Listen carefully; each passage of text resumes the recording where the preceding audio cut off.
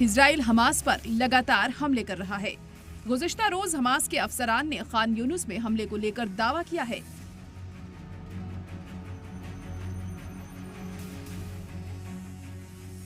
इस हमले में हमास के सिफारती लीडर सलाह अल बर्दावील जाँ बहक हो गए हैं।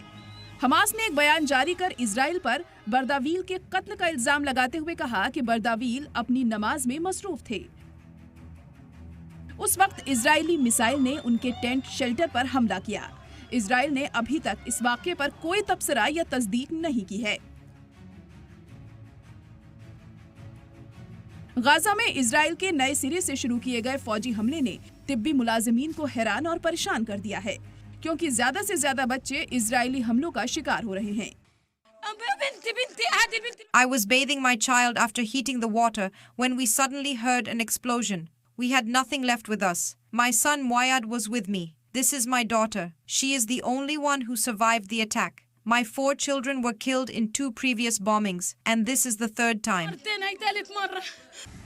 ऐसा लगता है कि इजराइल जानबूझकर बेकसूर मासूम बच्चों को निशाना बना रहा है।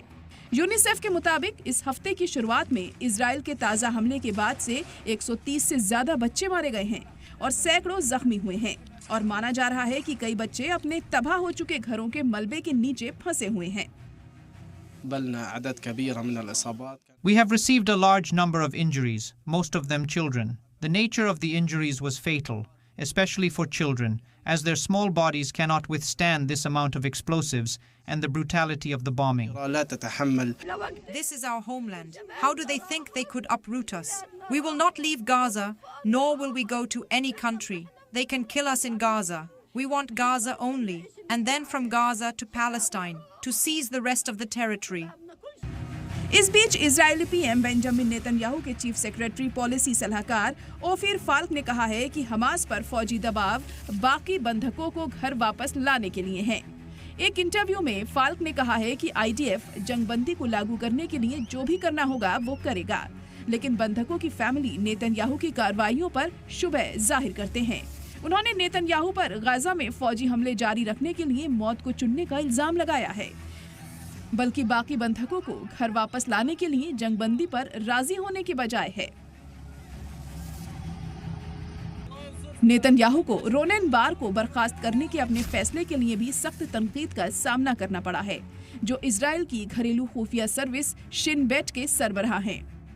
रोनेन बार की बर्खास्तगी के खिलाफ हजारों इजरायली सड़कों पर उतर आए हैं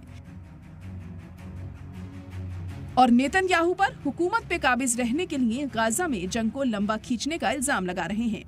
इजरायली पीएम के खिलाफ मुजाहिरीन ने जमकर नारेबाजी की।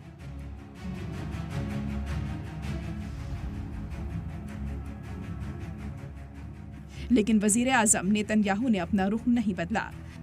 नेतन्याहू ने एक वीडियो पैगाम में कहा, रोनन बार शिन बेट के चीफ के ओहदे पर नहीं रहेंगे, कोई खाना जंगी नहीं होगी और इजराइल एक जमहूरी मुल्क बना रहेगा। ब्यूरो रिपोर्ट, सलाम टीवी।